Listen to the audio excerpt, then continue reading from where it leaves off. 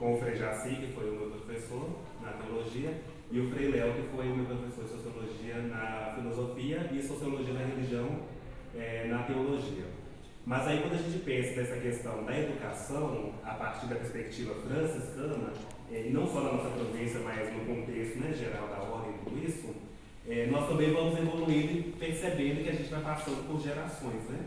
E aí então, Dom Belisário traz toda essa trajetória do seminário que nasce, né, lá em Santos Dumont, e essa perspectiva toda. E hoje a gente também tem outras formas de fazer educação. E aí quando a campanha da fraternidade desse ano veio falar sobre a educação, nessa perspectiva da vida, de como também nós entendemos, não só a educação formal, mas também todo tipo de educação que envolve a evolução do ser humano, nós também temos aqui, que nasce em São Paulo com o Frei Davi, a Educafo, que é uma tentativa, uma busca de fazer com que pessoas negras e depois da camada popular possam ter acesso às universidades. Todavia, mais do que inserir as pessoas na universidade, a Educafo tem a missão de criar cidadãos conscientes, né, diante da sociedade que nós estamos vivendo hoje. Então a gente tem aqui a Adriana, que foi da coordenação, Fernanda, que é voluntária, Thay, que é da coordenação, e tantos outros. E aí a gente percebe como que o tempo todo a educação sempre foi uma coisa da elite, né? Uma educação de qualidade, quem tem acesso é a elite. Haja visto que a gente estava ouvindo aqui falar do Colégio Santo Antônio, né? Se você não tem condição de pagar, você não vai estudar no Roberto Carneiro da vida. Então, uma educação de qualidade é ainda um privilégio para alguns. Eu nunca estudei no colégio particular, não tive esse privilégio, né?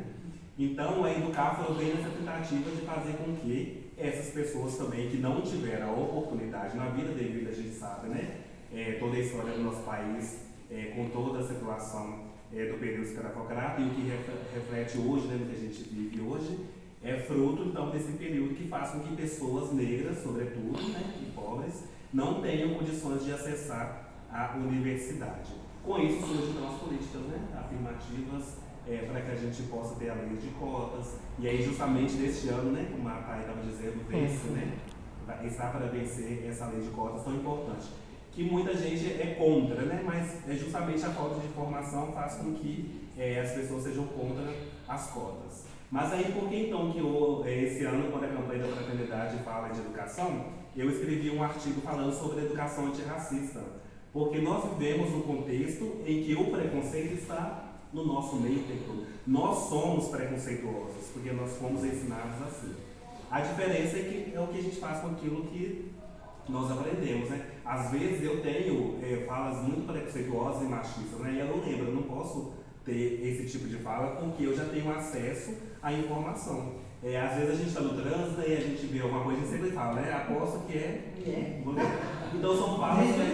Isso. Então são falas muito preconceituosas, carregadas de preconceito, né? Que coloca a mulher nesse lugar de inferioridade, de que dirige de uma forma inferior que o homem, né? Então a gente, quando tem acesso à educação e à informação, a gente passa a entender que isso não deve acontecer mais.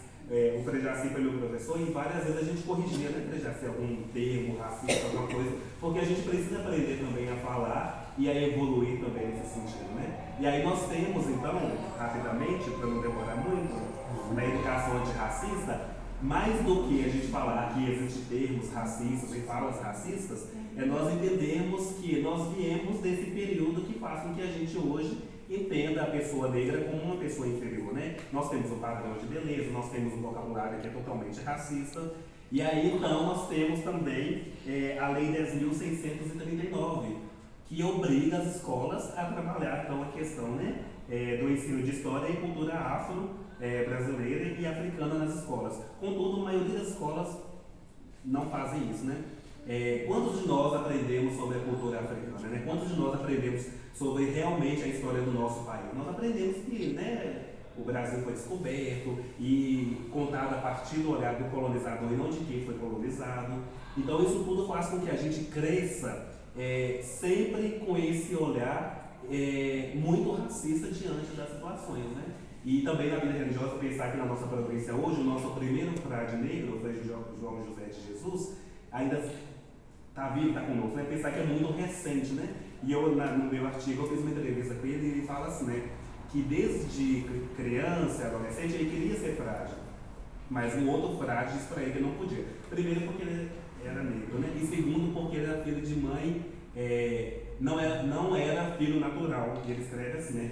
Para dizer o quê? Que era filho de mãe, entre aspas, solteira, né? De mãe solo, né? Então isso tudo é um recorte para a gente ver como que a questão racial também ela atinge a nossa forma de viver e de ser cristãos, né? De fazer parte de uma comunidade, de uma igreja. Nós temos um frei também que foi fazer um batizado numa determinada paróquia aí, e quando a família viu né, que o frade que ia fazer o batizado, celebrar o batizado, presidir, era negro, ficou totalmente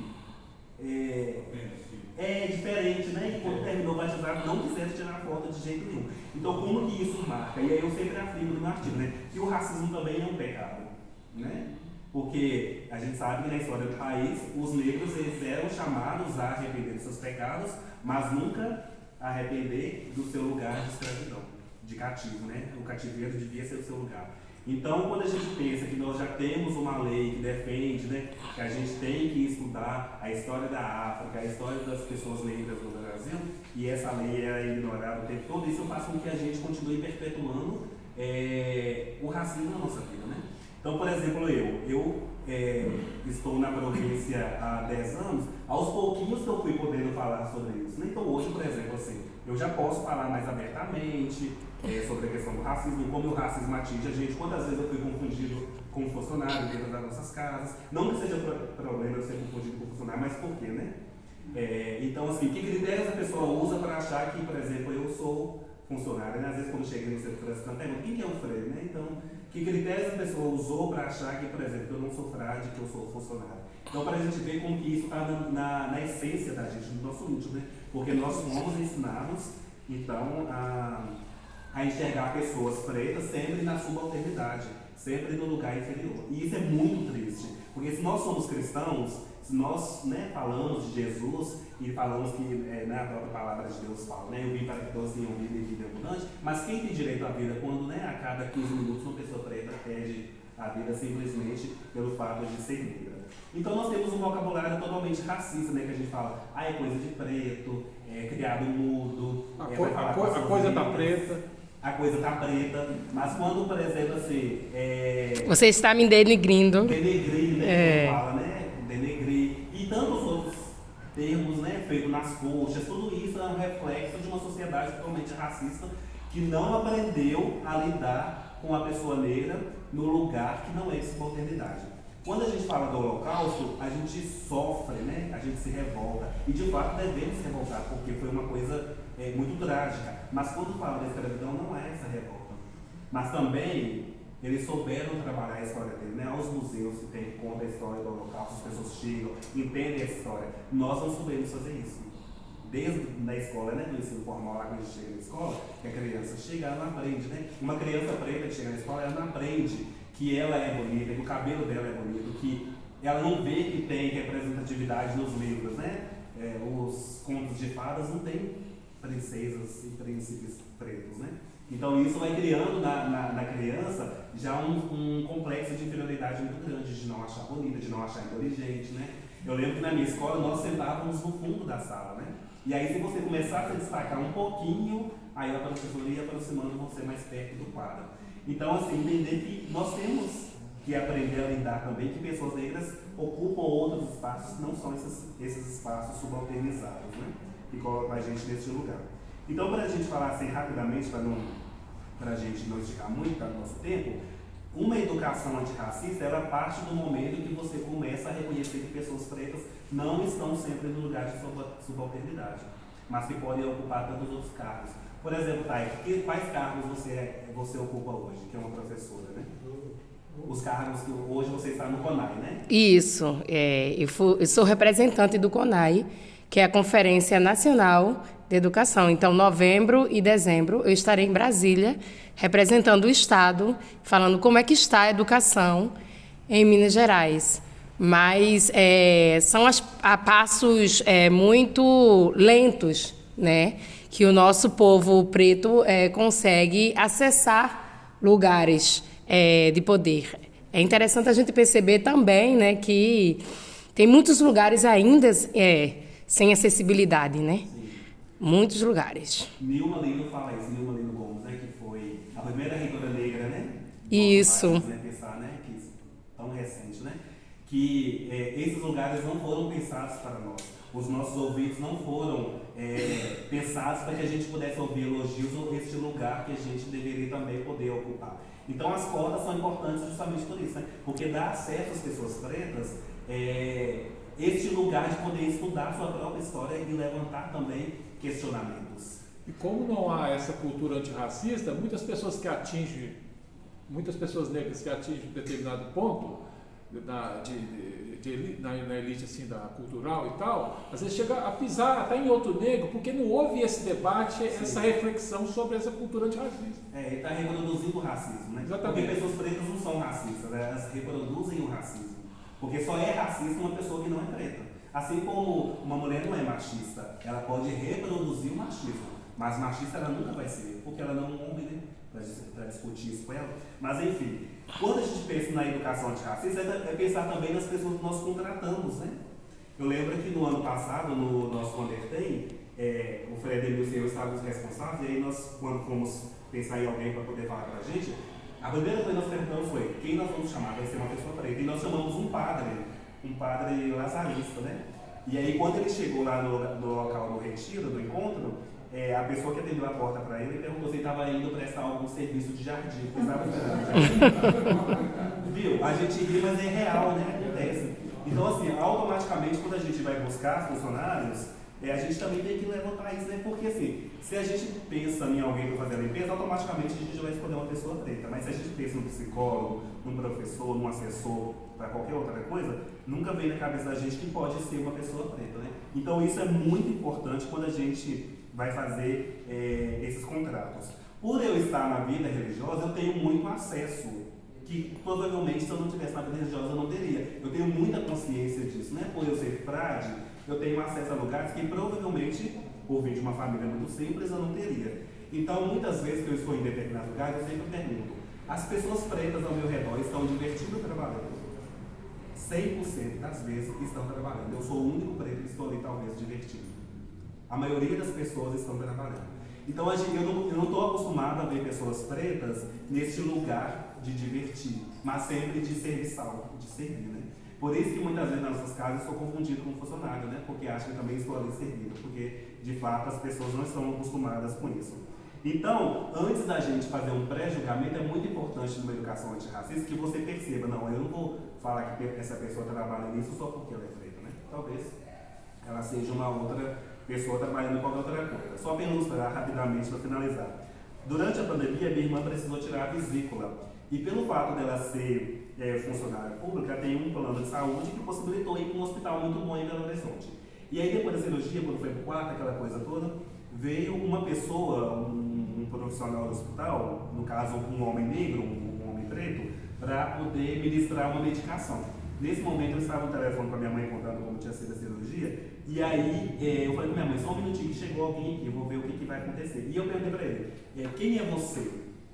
Aí ele falou assim, eu sou enfermeiro. Aí eu falei, aí ele falou, eu vou aplicar a medicação, que vai fazer um efeito, alguma coisa assim. E aí depois ele perguntou também, por que você perguntou quem sou eu? Eu falei, não, porque eu queria saber se você era um médico, enfermeiro, alguma coisa.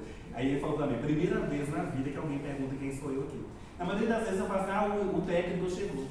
Então justamente dentro do hospital, assimila que, entre aspas, né, o técnico de enfermagem seria então o cargo mais baixo, né, já que ele não está com o uniforme da limpeza, está de branco, então é alguém da saúde, né. Então, como é importante, se a gente não sabe, melhor perguntar do que já ir dizendo que talvez seja um técnico de enfermagem ou qualquer outra função, né. Então, a campanha da fraternidade, ela não atinge só a igreja, mas também a sociedade no geral, né. Por isso está tantos anos aí fazendo história, né, a campanha da fraternidade. E aí, quando a gente pensa, então, que dentro das nossas igrejas nós também temos, né, tantas situações racistas, né, que colocam pessoas pretas à margem da sociedade, e também na teologia, na disciplina de Mariologia, eu escrevi um artigo para o professor que falava sobre Nossa Senhora, né? O título do artigo é Nossa Senhora, Coroação de Nossa Senhora, um evento religioso, social e excludente. A partir da minha perspectiva de que nasci numa cidade histórica, de Diamantina, né? É um evento religioso porque faz parte, né, da história da igreja, da nossa vivência. É social porque as famílias, elas investem tudo no vestido da menina que vai coroar Nossa Senhora, e cada ano o vestido tem que ser uma coisa mais exuberante do que a própria, né, cerimônia de coroação. E é excludente porque só meninas brancas, pelo menos na minha região, que veio a partir daí que eu escrevi o artigo, né, só meninas brancas podem coroar Nossa Senhora. Então, por exemplo, a minha irmã nunca coroou Nossa Senhora, porque não podia. Até porque vi uma perspectiva de anjo, né, que os anjos são brancos e essa coisa toda que a gente conhece. E depois também, quando eu tive a oportunidade de fazer pastoral em Brumadinho, conversando com o padre da paróquia na época, nós fomos para um retiro e a paróquia tinha uma casa de retiro. E quando eu cheguei na casa de retiro, tinha uma via sacra muito bonita, que todos os personagens eram negros. E aí eu perguntei para o padre, por que os personagens eram negros? Aí o padre falou, não sei, quando eu cheguei já estava. E aí durante o retiro dos ministros da comunhão eucarística, tinha uma ministra negra. E aí eu fiz diretamente perguntar para ela, ela falou, não, Freia, porque aqui, o padre que chegou aqui e criou esse espaço pastoral, aqui nós temos uma comunidade quilombola, então ele quis nos representar na via sacra. Perfeito, né? Só que o padre atual desconhecia que no território paroquial dele tinha uma comunidade quilombola, né? E aí eu contei para ele, padre, a via sacra é porque tem uma comunidade quilombola, e ele não sabia. E aí eu comecei também a escrever porque o presbitério como um local de privilégio de uma visão ampliada. Então o padre, quando está no presbitério, que é mais alto na nossa igreja, ele consegue ver a sua assembleia. E na maioria das vezes as pessoas pretas estão à margem, não só da sociedade, como da própria igreja, do prédio, né? Nos cantinhos. E aí o padre então me permitiu fazer uma pesquisa de ver quantas pessoas na sua comunidade, na sua paróquia, sabiam ler e escrever. E 90% que não sabiam ler e escrever eram pessoas pretas. E sempre sentavam nos cantos da igreja. Então, por exemplo, a ministra era ministra, mas não sabia ler. E sempre teve vontade de fazer uma leitura da igreja. E por não saber ler, não sabia ler. E aí eu digo, como que a gente pensa o sacramento da igreja, e aí só distorando um pouquinho aqui, a gente pensa os sacramentos da igreja e não pensa a questão social das pessoas. Se a celebração da missa, se o batizado, se a crisma ou qualquer outro sacramento não atinge a vida da pessoa no seu cotidiano, na sociedade, o sacramento está sendo muito superficial, né? Se você batiza uma criança e ali não toca a vida da criança no social e dos seus pais e dos padrinhos, está sendo um sacramento muito superficial. Então, se a pessoa vai para a missa, ouve uma homilia muito bonita, mas ela continua vivendo numa situação de subalternidade, o sacramento também está ficando só ali no rito, né? no ritualismo. Então, para a gente pensar um pouquinho também como que a educação antirracista, ela está presente em todos os níveis da nossa vida. Ela está aqui conosco agora, né? Antigamente seria impossível uma pessoa preta estar podendo falar, né? Para outras pessoas ouvirem. Mas aí, rapidamente, para não esticar muito, é um pouquinho disso. Só para a gente pensar como que a campanha da fraternidade tem esse poder muito grande, não só dentro da igreja, mas também na vida da nossa sociedade. Né? É isso.